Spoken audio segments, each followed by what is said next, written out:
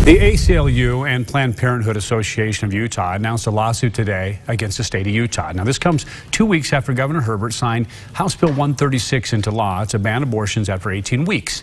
ABC4's Rosie Nguyen joins us in the studio with details of this. So, Rosie, this is not the first time they've actually sued the state, right?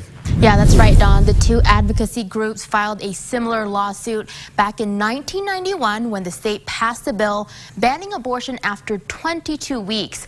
They say this law is unconstitutional because it puts women's medical decisions in the hands of politicians.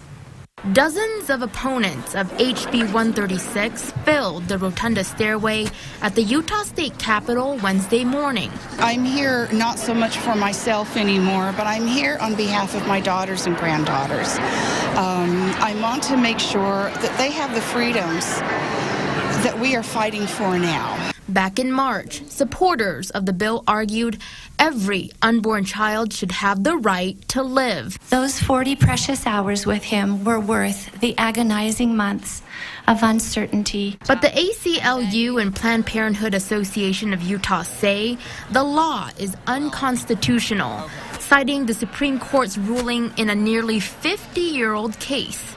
In Roe v. Wade, the court established a woman's right to safe, legal abortion without an undue burden.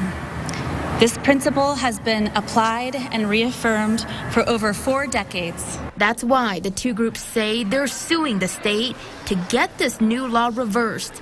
They argue a woman should have the right to control her own body, life, and future. This 18-week ban puts medical decisions in the hands of politicians rather than the woman and her doctor.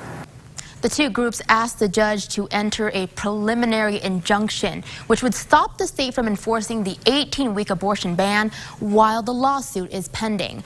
Now, without the lawsuit, the new law would have gone into effect on May 14th. Back to you.